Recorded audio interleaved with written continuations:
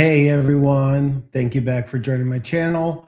Tonight we're talking about the latest developments of the disappearance of Nancy Guthrie, an 84-year-old woman living in the Catalina Foothills just north of Tucson, Arizona.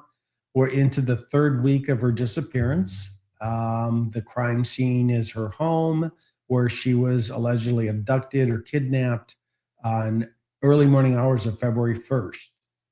She vanished about that time with no trace except for blood on the porch, which was identified via DNA analysis to be hers. There's been a lot of information that's been shared. There's probably a lot more information that's not been shared due to the fact that it's an ongoing investigation. So keep that in mind.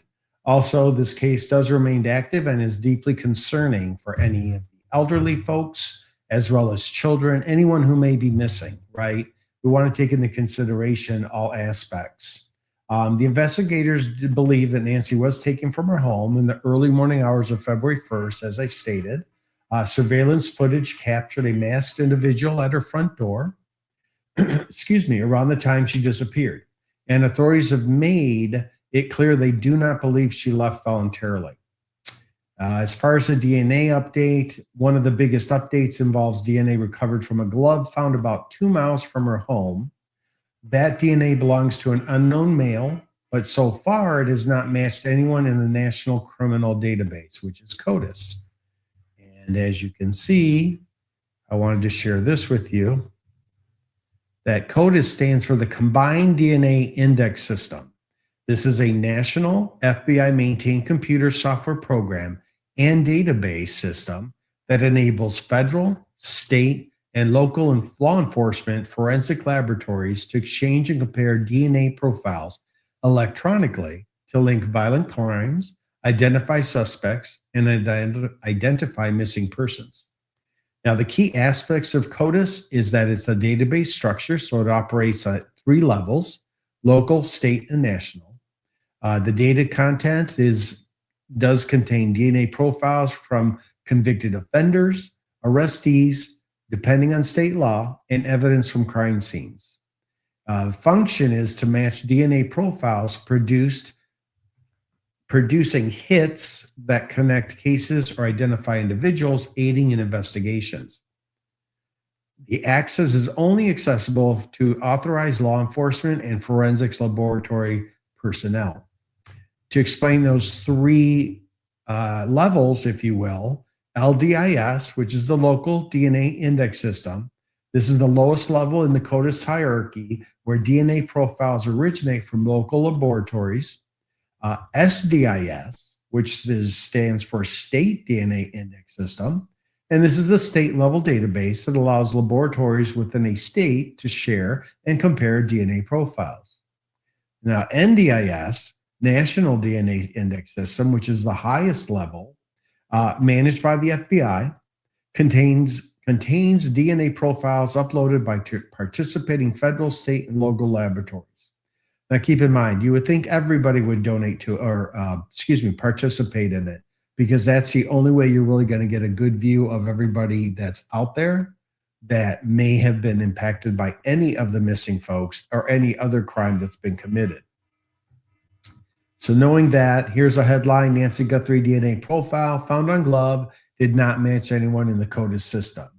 So the FBI and local law enforcement continue to follow up on tips. And as we spoke a few days ago, well over 30,000 tips, either through the 1-800-CALL-FBI or the website tips.fbi.gov, are being followed, analyzed.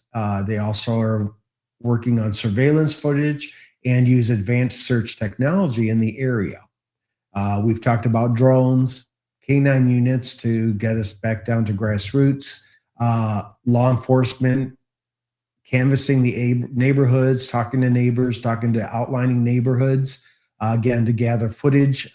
They've requested at least 2 weeks back, if not 3 weeks now, just so they can have that footage to review and see if there's anything that's outstanding, that's out of the ordinary. And if that's the case, they're able to track it between cam footages to see like what direction either a person or persons or vehicle or vehicles have gone. So they're working on that diligently, right? 24/7, I would assume. What's nice about this case is that they may come across other crimes and be able to share information they've come across with other law enforcement agencies to follow up on those crimes. So that's one of the important factors of this case with Nancy Guthrie being missing, that other crimes could be uncovered. So that's a good thing overall. No arrests have been made at this time, and no suspects have been publicly identified. Regarding the reward and public appeal, there is an increase of $100,000 currently being offered for information that leads to Nancy's safe return or the arrest of whoever is responsible. Now, Savannah Guthrie, Annie Guthrie, and their brother, 3 children of Nancy's, and a son-in-law, if not others, family members, have put out pleas asking anyone with information. We've seen the 3 videos from Savannah and family reaching out to the alleged kidnappers, as well as reinforcing to Nancy that they love her, they miss her, and they want her home safely. So they're providing good family perspective to the abductors so they can actually maybe feel compassionate to do the right thing. That's all that they're asking for. Return their mother home safely.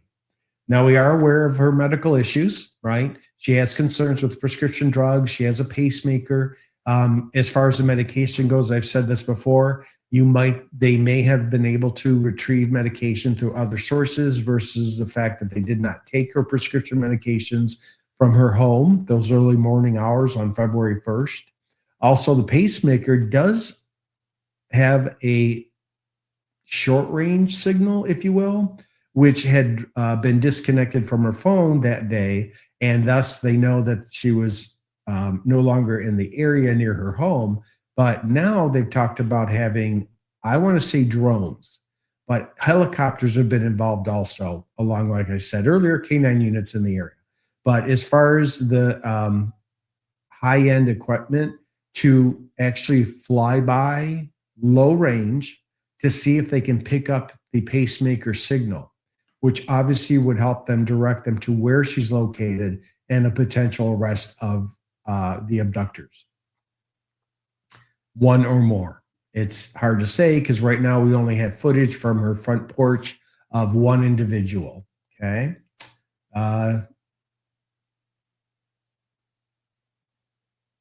Let me share with you the Pima County.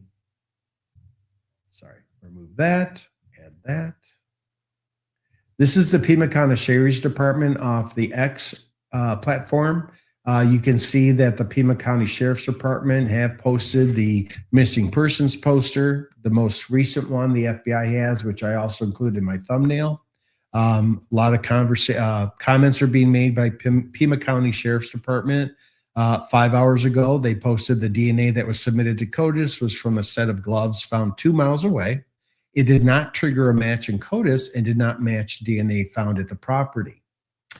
The DNA found at the property is being analyzed and further testing needs to be done as part of the investigation. Because keep in mind, they may have gone back, which they did, to gather further evidence. Maybe they found other things that have DNA, such as hair, samples. That's the best I can come up with off the top of my head, and other ways, but they're now analyzing any and all DNA samples they have retrieved. And then 6 hours ago, DNA evidence from gloves found approximately 2 miles from Nancy Guthrie's residence was submitted to CODIS and produced no matches. So no one in CODIS, whether it be local, state, or nationwide, are not in the CODIS system. That does not mean that the perpetrator, kidnapper, abductor, whatever you want to prefer, is not someone that is a criminal or any type of person, right, that took her. They just aren't in the CODIS system. So there are other avenues that can be followed, which the law enforcement are following, such as genealogy. That's one example that's still available to them that they're probably working on right now to locate, let's just say, a family member that's tied to the DNA. So they now have someone they can contact and question and maybe tie into who actually did the abduction. And also, there are no current press briefings scheduled. Should a significant development occur, a press conference will be announced. Media will be notified via email and the at Pima Sheriff X account. So you've got updates there. They've covered also other items. On this, just yesterday, they put out a statement from Sheriff Chris Nanos on the Nancy Guthrie investigation.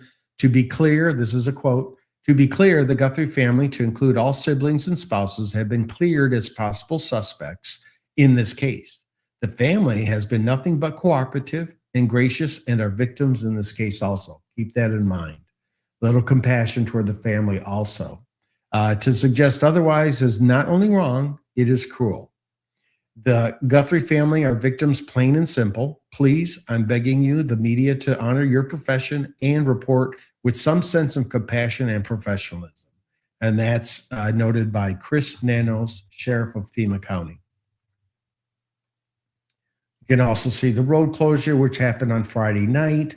Not the exact same picture, but what you saw in the live stream from Jonathan Lee Ritchie Investigates, who has been there 12-hour days since the beginning, every day, and covering a live stream on his channel, as well as providing information when he comes across it in real time.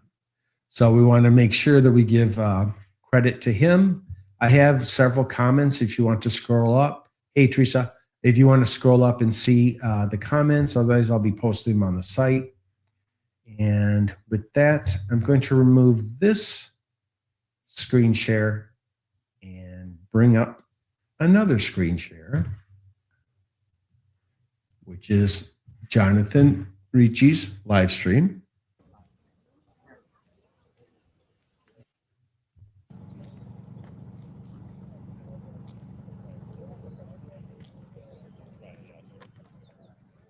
Not much activity there. You can see there's a lot of a lot of tents with camera equipment from the various media outlets that are pretty much stationed there so that they can provide the public with updated information. I'll try not to speak over Jonathan, but this was from earlier today.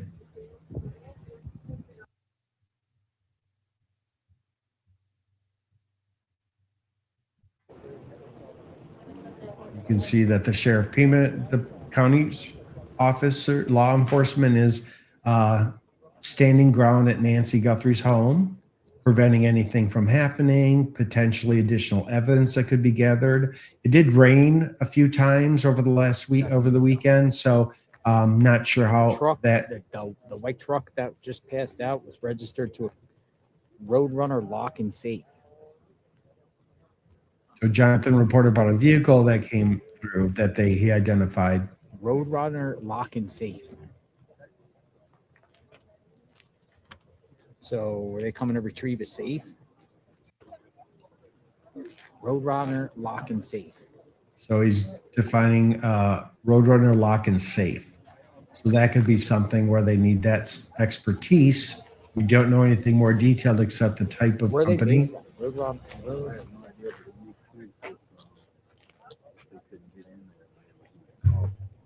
Speedway, Roadrunner lock and safe.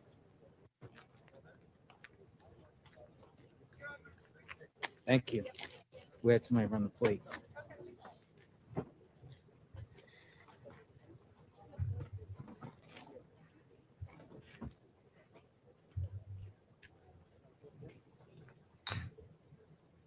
The Pima County Sheriff's Department has been there every day, whether it be on site at Nancy's home. They've been at Annie Guthrie's house, about 4 miles away. Roadrunner lock and safe. It originally started as a local investigation. Then they received FBI support. And since then, it's developed into SWAT support and other law enforcement agencies. There's a nationwide, if not further out, interest in this case to find Nancy safely home. We don't have a justification or a reason. We have, whether it be law enforcement, media, or even TMZ, With Harvey Levin, they've all received ransom notes that have not been authenticated. They have not identified the sources, but they've requested various demands, such as Bitcoin, to provide either evidence or the location of Nancy currently. Nothing's come to fruition, so keep that in mind.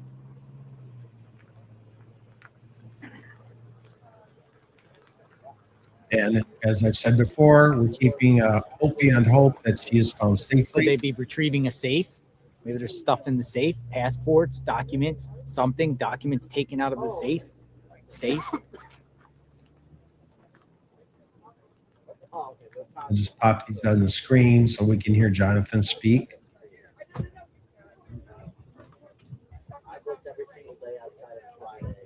Just to keep you updated.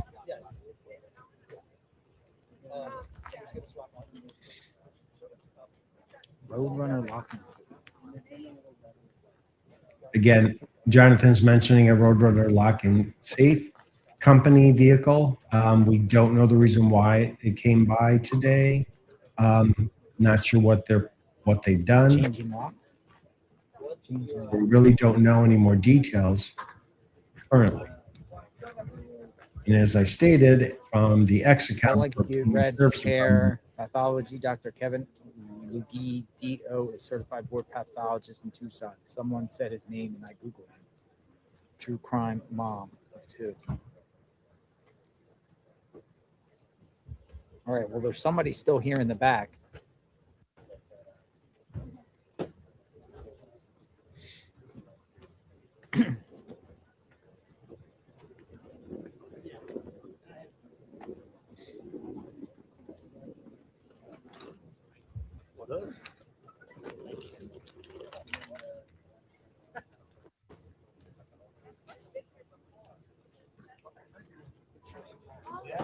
Oh, that's not me spamming happy birthday. Nice. You keep seeing it. Hey, how are you doing? How you doing? You said howdy. It was how are you? Good. You were out here last night doing the night chat.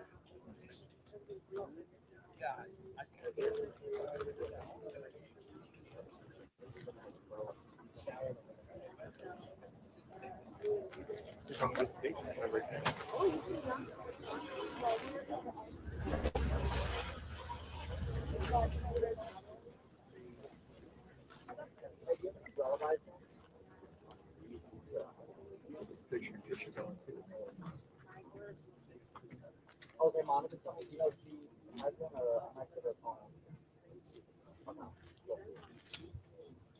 No, I trained today.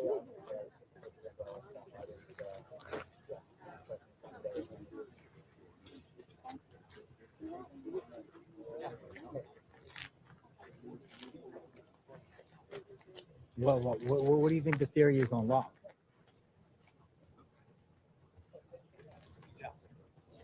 As you can see, there's not a lot of activity going on currently. Jonathan's providing what he knows and sharing. Locksmith type lock and safe. Lock. I could just think of safes, locks. So I'm going to take you to Chris Stewart, Law and Crime on the case. They released an online story about an hour ago. So let's do that. I'm going to stop screen sharing this one and bring up Law and Crime, who have also been doing a good job of coverage.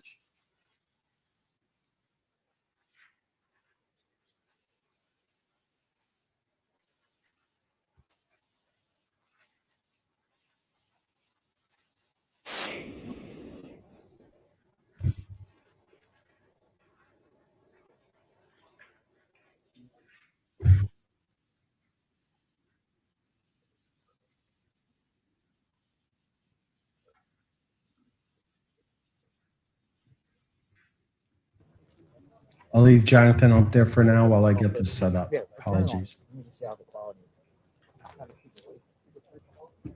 My server's is that bad right now. I just redid the one on my other phone.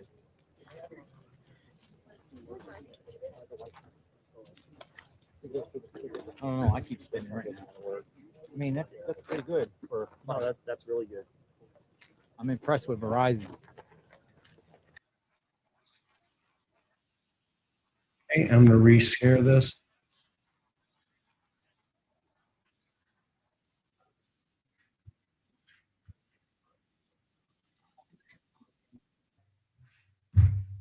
Let's watch this. About 34 minutes long. Reportedly have a list of names, dozens of names, as the manhunt heats up for Nancy Guthrie and the masked figure caught on camera at her doorstep. So what does this mean for the desperate search for the 84-year-old mother of Today Show host Savannah Guthrie? The Pima County Sheriff's Department is now clearing the family while hinting at new developments unfolding behind the scenes. We're on the case presented by Law and Crime. I'm Chris Stewart.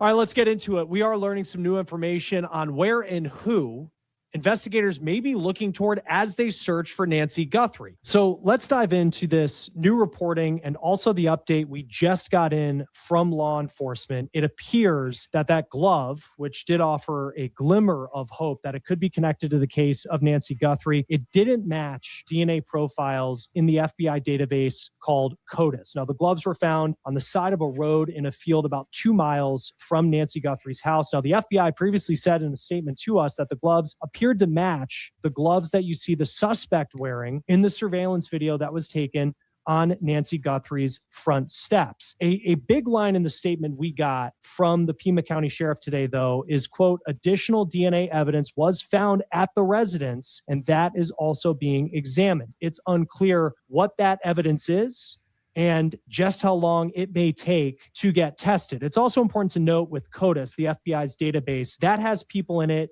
who have been convicted of crimes, people who have been arrested, people who have had run-ins with the law. So just because it doesn't match in CODIS, that is still a very small portion of the population. The FBI appears to be looking at gun stores for clues. Reporter Brian Enton of News Nation, he has been all over this story on the ground in Tucson since the very beginning. He is reporting that agents have gone to several Tucson area gun stores with a list of 40 people, allegedly, including pictures of those individuals. Agents are asking if any of the people on their list went into the stores in question. The Pima County Sheriff says that they are canvassing businesses and showing the doorbell video to just see if anyone looks familiar who came into these stores. The masked person who is spotted on Nancy Guthrie's front steps in doorbell video appears to be armed with a weapon at their waist. Now, the type of gun, we have been told, does not match the holster. The holster itself, that appears to be relatively cheap option if you're in the market for a holster, a $10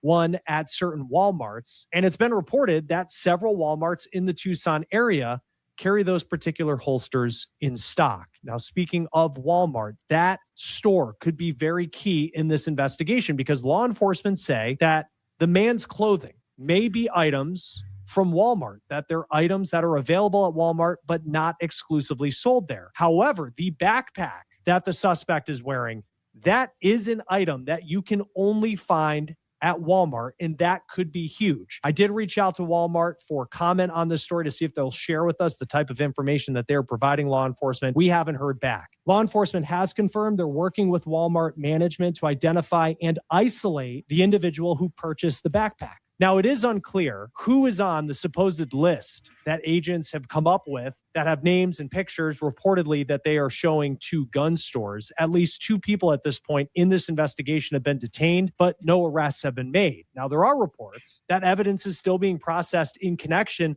to the raid that happened on Friday night at a home about 2 miles from Nancy Guthrie's house. And then you had that dramatic traffic stop that was made out of Culver's nearby. NBC News has said that law enforcement is leaning away from the people who have been detained thus far in the case. Hey guys, real quick, I want to talk about a huge partner that we have here at Law and Crime, a huge partner of our show On the Case. It's a major tool, saves me a ton of time. It is Truth Finder. It allows me to focus on reporting and putting these stories together and gathering information and not paperwork. You can use Truth Finder as well. This is a massive search service. You type a name in, you can find addresses, criminal history, and much more. It's certainly a go-to tool for .com/OTC.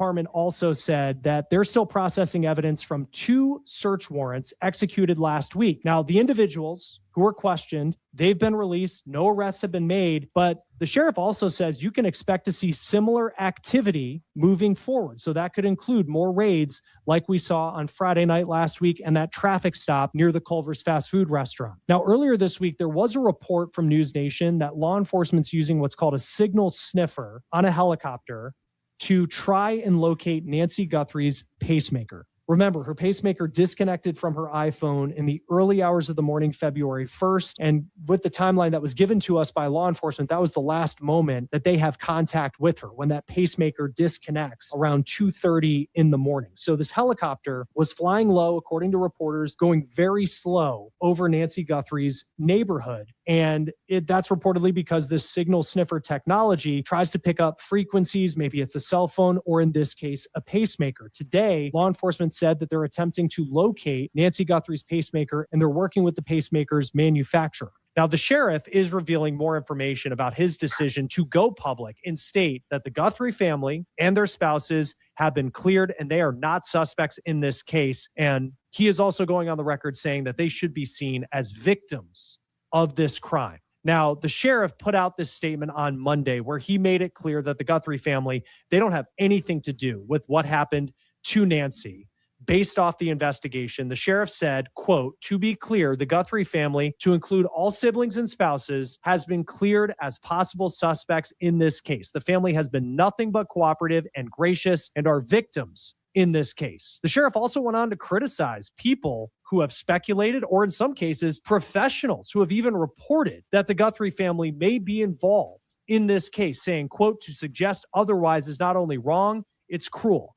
The Guthrie family are victims, plain and simple. Please, I'm begging you, the media, to honor your profession and report with some sense of compassion and professionalism," end quote. Now, the sheriff is expanding on this statement on Tuesday. He told TV station KOLD in Tucson that the Guthrie family was actually cleared within the first few days of this investigation. And he went on to say that they were very thorough with the Guthrie family. Any law enforcement expert will tell you, and if you follow true crime, you often see cases where investigations begin by looking at the people closest to the person considered a victim, or the person in this case who is missing. And in this situation, as we have talked about many times, Nancy Guthrie, she takes an Uber to Annie Guthrie's home, her daughter, her eldest daughter, Savannah's older sister. She has dinner, she has games, and then a member of the Guthrie family drove Nancy back to her house. And then it's believed a couple hours later, based on the timeline given to us by law enforcement, that is when someone entered the home and took Nancy Guthrie, and the investigation has gone on ever since. Now, we have seen law enforcement go to Annie Guthrie's house plenty of times and process the scene there. One of her vehicles was taken and processed, which the sheriff said was just standard evidence gathering. And then we've also seen law enforcement go back to Nancy Guthrie's house multiple times. This is what the sheriff said about the investigation into the family, making sure people know that they aren't just clearing them, but an investigation was done to prove that they had nothing to do with this. He told KOLD, quote, "We talked to them. We took their phones. We took their computers. I mean, we did everything. We processed their vehicles. We processed their homes. They are victims." Now, it is unclear beneath the surface whether anything changed in this case, prompting the sheriff to go on the record with the clearance of the Guthries, or whether it was just in response to the public speculation that has really been a cloud over this case from the very beginning. And I wanted to say to whoever has her or knows where she is that it's never too late. And you're not lost or alone. And it is never too late to do the right thing. I want to talk about Savannah Guthrie's message that she put out on social media Sunday night.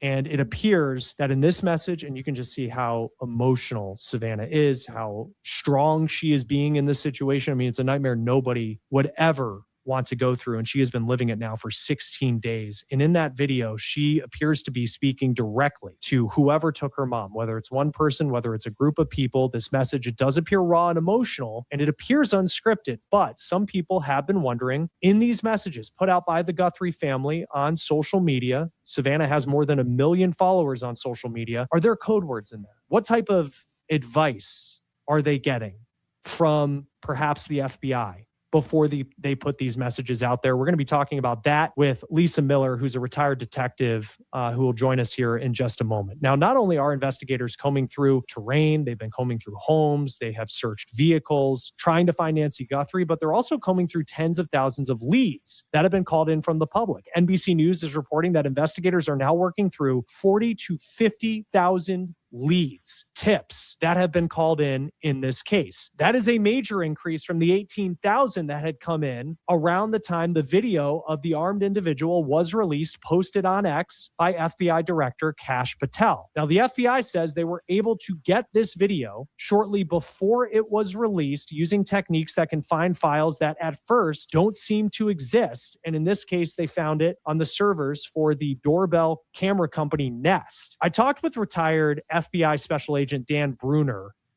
Really interesting point that he brought up, because so many of us on the outside, we have been looking at that video, trying to just dissect it. And often we see law enforcement lean on the public in cases by putting out those images, just like we're seeing in this case. But he was telling me that he believes it was a mistake to make this video public when it went public. And this is why. This put the advantage by releasing that video.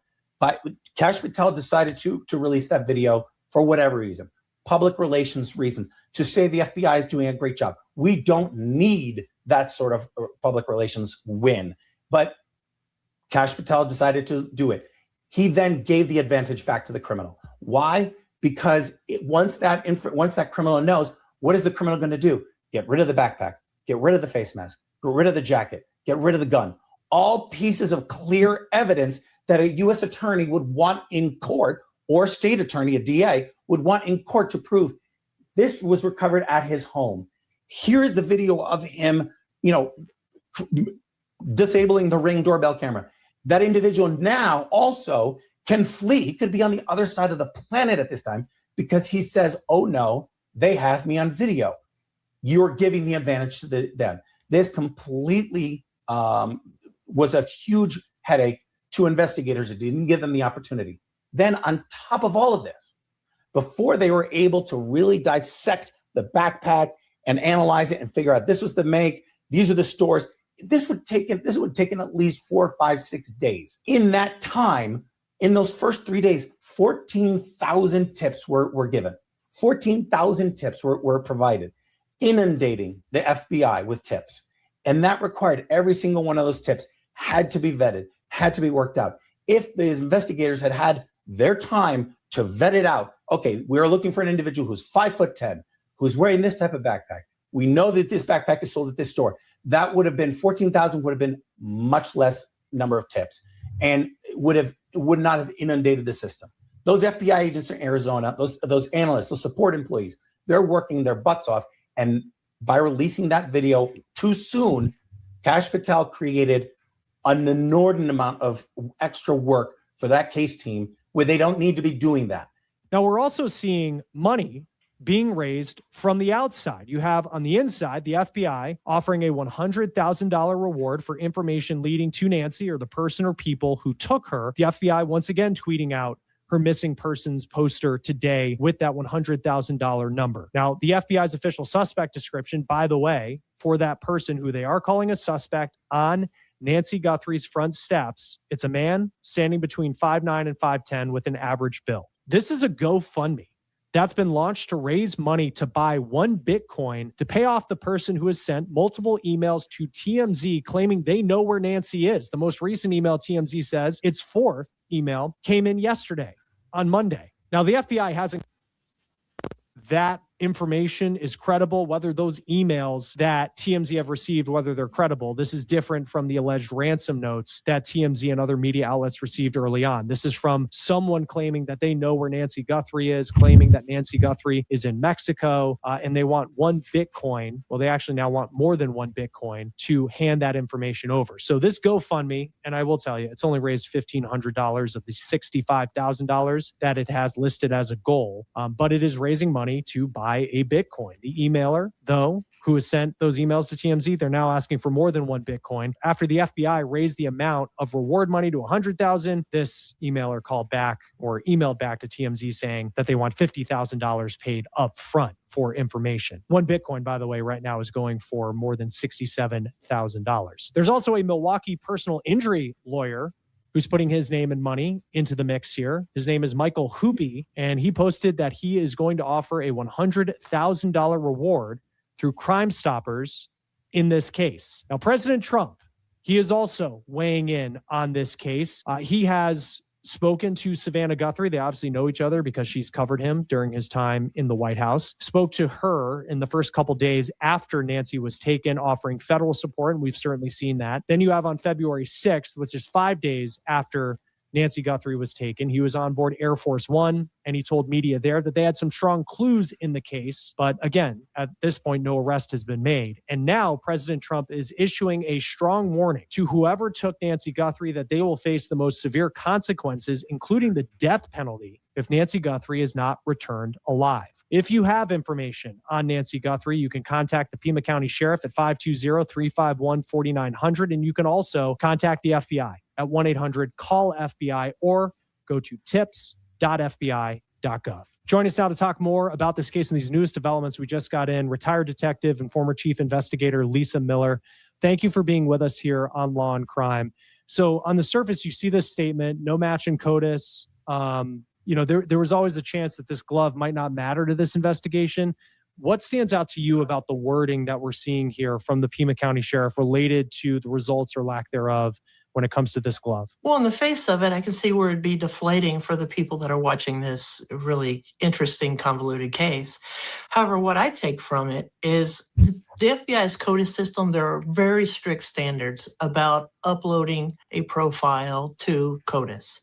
Forensic unknowns, and this sample is a male unknown sample, there's extremely strict guidelines about uploading a forensic unknown to CODIS.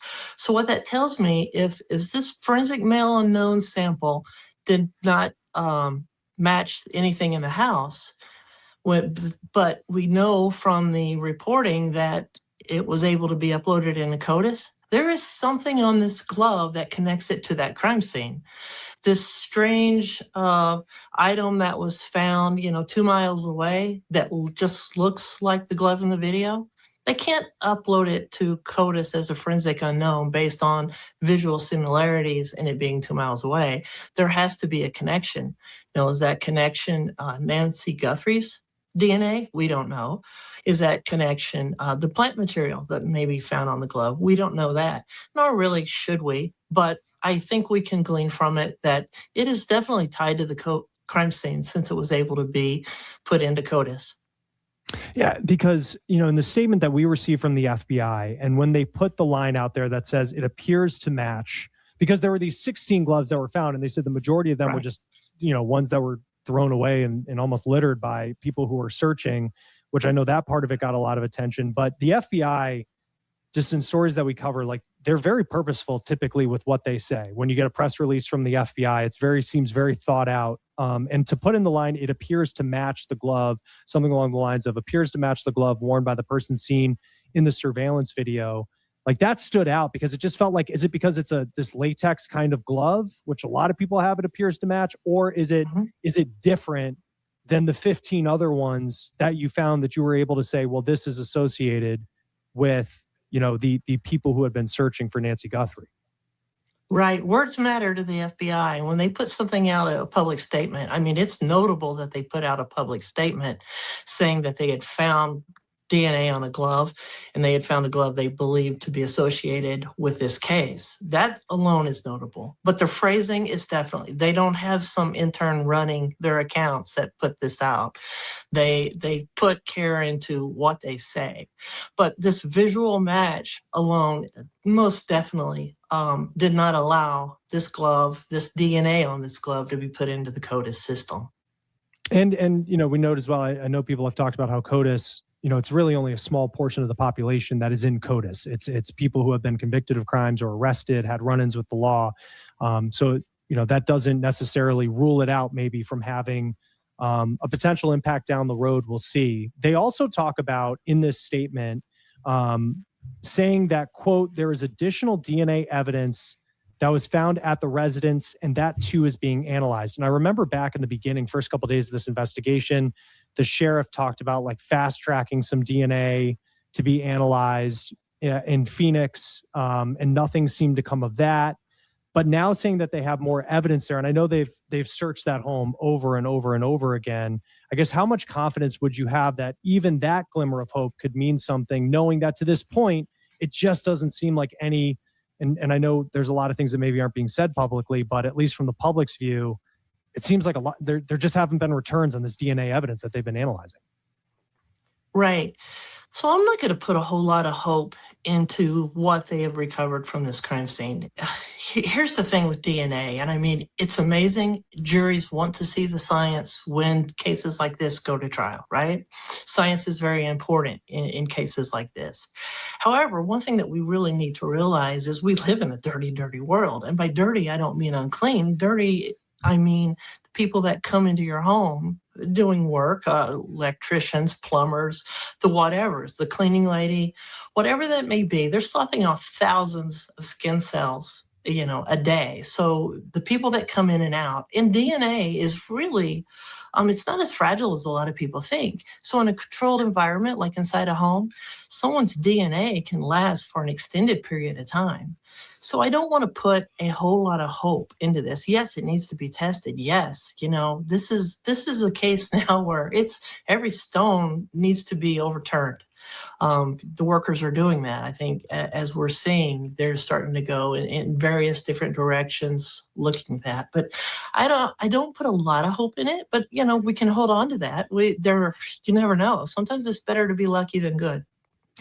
When it comes to some of the videos that Savannah Guthrie has put on her Instagram, and we've all seen them, and the most recent one, I mean, she's just incredibly emotional, and you understand that, and just you can see that is real. That's not acting, exhaustion on the face. You know, and there have been questions about, and the FBI said like they will, you know, advise people in these situations, but there are questions about like code words.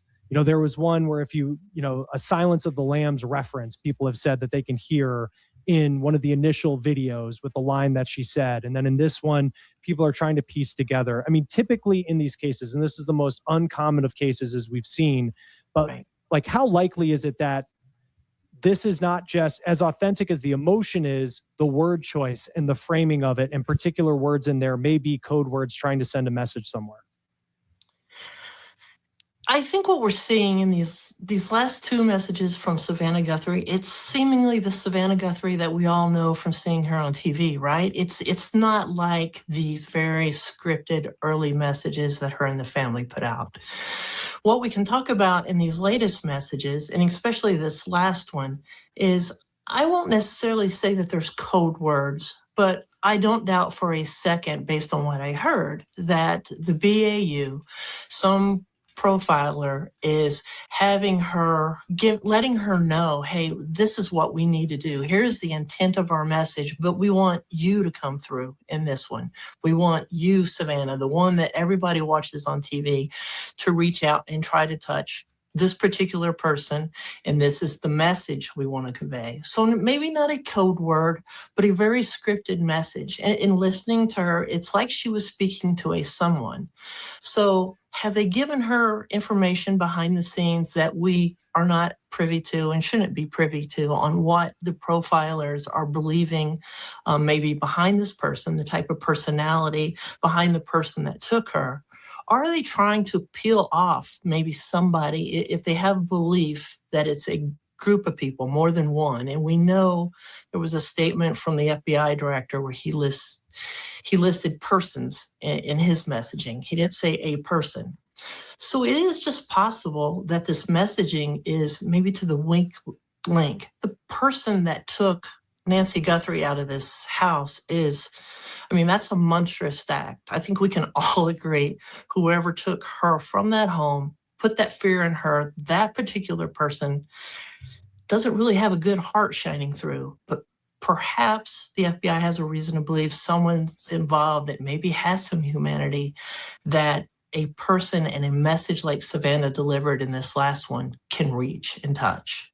Because I think too, I mean, even for the worst and there are some monsters that'll never have a stroke of humanity in them for sure. And I'm sure in your career you've seen that. But then you also think, you know, if this person's concerned about getting caught, I mean, this continues to be the headline story across the country. I mean, and it is every single day. People want to know, and there are a lot of tips coming in, and a lot of tips that may not lead to anywhere. But you have to think the pressure that person, wherever they are, you know, whatever they're watching, that they have to be feeling that a little bit. I mean, even you have the president of the United States talking about it pretty, you know, a couple times, you know, so, right. You know, with that part, the Walmart part of this, I think I want to ask you about, because I think this is really interesting, because we know the backpack is a Walmart backpack. Mm-hmm. And then there's a report out that the holster, which doesn't really go with the gun, that's like a $10 holster that you can get at a Walmart. And then you have clothing items that appear to be potential Walmart products as well. Like someone bought them at Walmart. The clothing itself is not exclusive to Walmart, like the backpack. But I mean, you think of someone, if you're, you know, hitting all these, you know, this person has bought this, and this over a certain period of time, that would lead you to that individual. Like, what actually is the process of working with someone like Walmart and pulling that together to then try to identify who may have bought these items within, you know, a certain amount of time? Right. Well, unfortunately, it's another one of these time-intensive chores that law enforcement has to do. But they go to corporate. They may start with the stores in the area and go to their local management and ask them to start running these codes and see what their sales, you know, their point of sales are. And they're going to see if somebody came in, if they bought all these together, if they bought single pieces, if there was repeat purchases, if they paid credit card, if they paid cash, and they'll start pulling video and comparing video to these things. If they don't find anything in that immediate area, then they definitely will go to corporate and say, hey, can you start pulling this in this region for us? And then that becomes even more time intensive. But that's why, you know, leaders collaborate. Good leaders collaborate. Most agencies, you know, the state agency I worked for before at the Attorney General's office, we didn't have the resources, and we surely didn't have the budget to go out with the tools and the manpower that the FBI is able to devote. You know, you have analysts that are going through all these sales of these items that we've been talking about. So, you know, I love the collaboration. I think law enforcement should continue to collaborate, and leadership should continue to work together for things like this. Yeah. And it's easy for me too, on the outside. I've never been in law enforcement to, you know, and I haven't, you know, tried to be critical of anything, because I don't know what it's like to be part of this investigation, let alone run one. At the same time, you know, we have had experts come on and say that they look at this person on the surveillance video and it doesn't look like, you know, the sophisticated criminal that we all might, you know, have thought that it could be. And yet it's been 16 days. There are 400 FBI agents working on this. The president wants stuff done, and this person has still not been. Are you surprised, I guess, at this point, now entering week 3, that there hasn't been an answer to this case? I want to say yes. I am, because there's been so much attention to it. You know, the attention of the nation and even the world's focusing in on it. And we can all look at this, what appears to be a criminal doofus at this front door. But I mean, the fact is he did some planning. I suspect he, and if he was involved with someone else, did some pre-attack planning also. He shows some organization. But we also need to take a look. Here comes the ransoms. You know, those happened immediately after these ransom letters that went to some local news outlets and, of course, TMZ. That indicates, someone with a little more sophistication, organized behavior. And I know what we're seeing, especially in Europe, we are seeing organized criminal gangs, organized criminals, reaching out to petty criminals and having them do the actual taking. But then in that case, you have this structured, what we usually see as the transaction of the ransom. I mean, ransom kidnapping, that's a business transaction, depending on who's behind it. It's always transactional, and there's a dialogue. And I thought we were going to see more of that in this case, and then it stopped.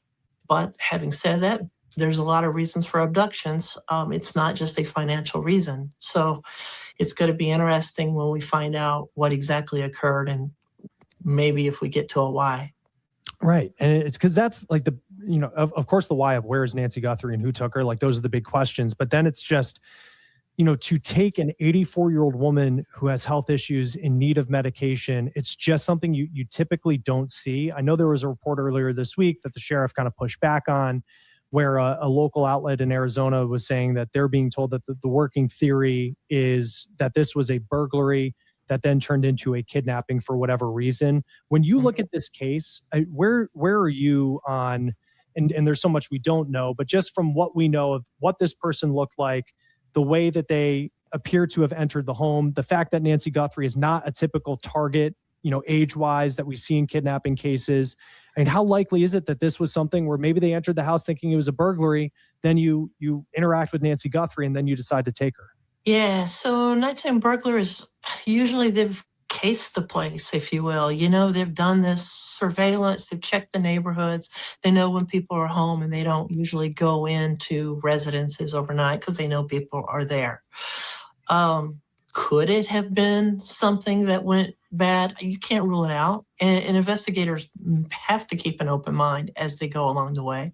But on the face of it, it doesn't look like our normal burglary gone bad. Burglary gone bad is somebody goes in, and if they see somebody inside, they flee or they cause harm inside.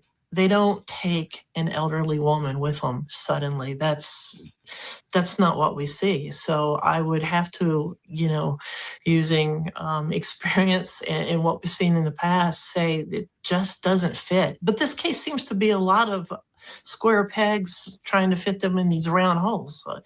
It's convoluted and messy.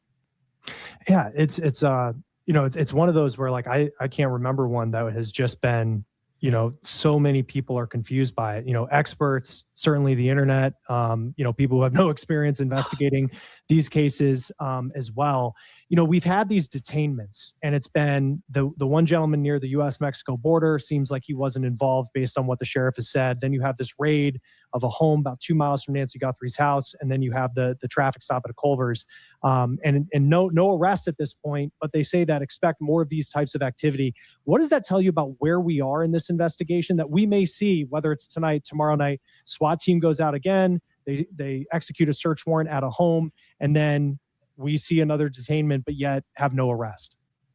Hey, I hope we see more. It tells me that the policing is working. The boots on the ground, they're seeing things, whether it's from, the FBI's work with the cell phone analysis, the analysis of the cell sites in the region, whatever they're looking at, these pieces of information they're gleaning, they're acting on it. They're getting information and acting. And it's not a bad thing to take someone in custody when they're getting enough information, whether it's a state warrant, search warrant, or a federal search warrant.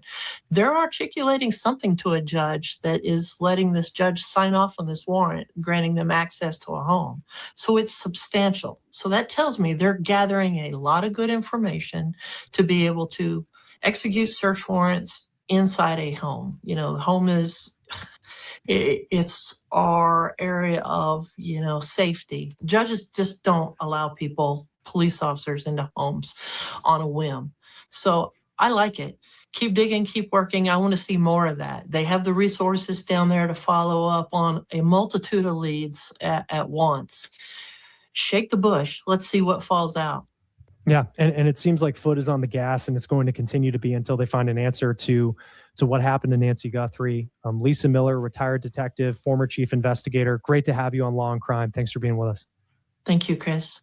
If you have information on Nancy Guthrie, contact the Pima County Sheriff. 520-351-4900 is the local number. And you can also contact the FBI and remain anonymous. 1-800-CALL-FBI is the phone number, or you can head over to the website and submit an anonymous tip at tips.fbi.gov. That will do it for On the Case, presented by Law and Crime. Subscribe to us on YouTube and Spotify, and we are now streaming on Peacock. I'm Chris Stewart. We'll see you next time.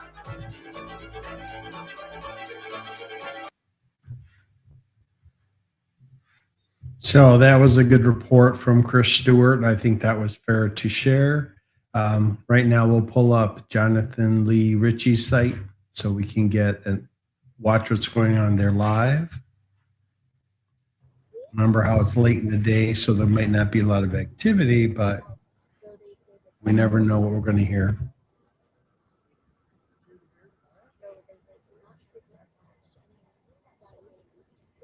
You can see the sun setting even more. It's 7 p.m.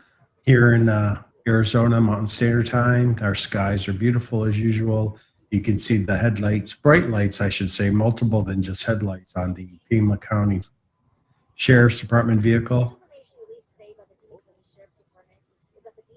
Still the yellow flowers there in front of Nancy's home, which is significant for hope, or signifies hope, which is what I've been doing, is praying and hope beyond hope that she's arrived home safely.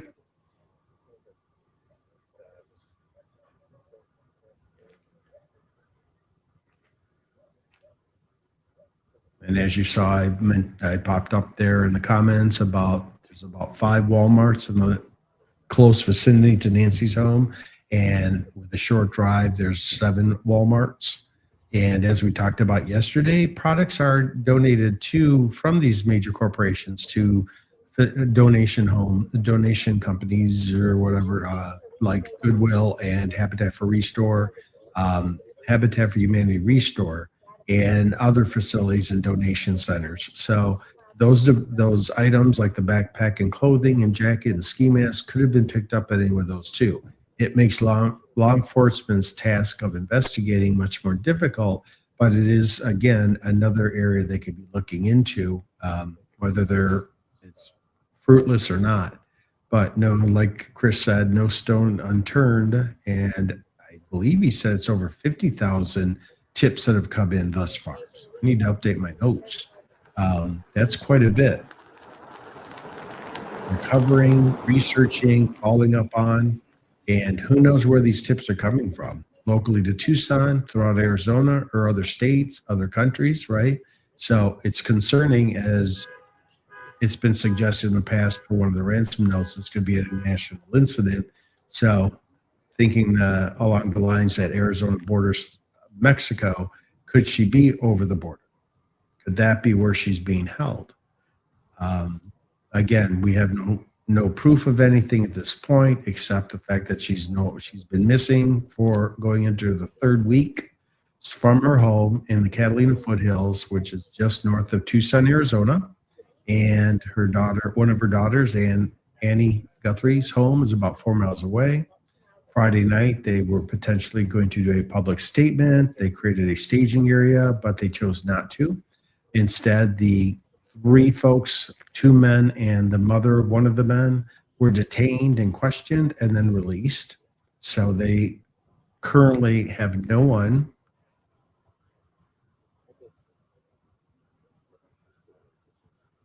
I forgot the word. Instead of detained, in custody. There we go. So they do not have anyone in custody at this time that the public is aware of. The family has been cleared. They are now to be considered as victims of all this, just like Nancy is. A little compassion on all of our sides to no longer speculate or post things online. Here's I'll take you on a Jonathan. look around. We'll just see how dark it is out here, so you get a perspective. Because some people haven't seen this, so some people in the chat are wondering, how dark does it get out here when that sun officially goes down? And you're going to see this shortly, probably in the next 15 minutes. I think it would be pure black out here.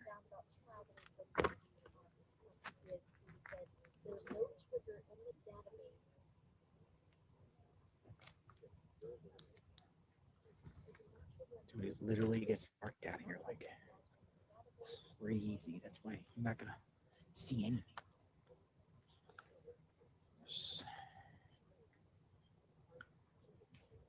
I still believe there's a lot of investigating going on 24/7 behind closed doors, behind the scenes that we're not aware of in the public. We have to believe in the law enforcement that they're doing everything that they possibly can to locate Nancy Guthrie, and also watch out for the rest of the citizens in the area and around the country. Keep in mind, through this investigation, they may be able to uncover other crimes that have occurred and be able to bring those folks to justice. So it's twofold of a situation here. As you can see, also, it's getting darker and darker, so we're probably YouTube is experiencing a worldwide outage, but we're on. Teresa, that may have answered your question if YouTube's having outage issues. Hopefully you're still connected. Hopefully you are still connected. And currently it looks like there's not much more activity, so I'm going to go ahead and end the stream, but I do want to thank everybody for joining.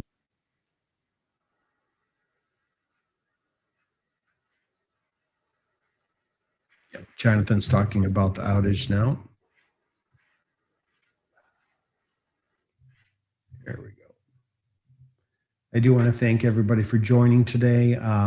I'll keep you up to date as much as possible. If anything comes up between now and tomorrow, I will go live, but I am, again, just narrating what I'm sharing with you that's been posted out there. Jonathan Lee Ritchie's Investigates is a YouTube channel. He is out there 12 hours a day, approximately every day since February 1st, covering what's going on the ground and live streaming, which he's allowed others to pull from his stream, which also keeps the foot traffic down, right?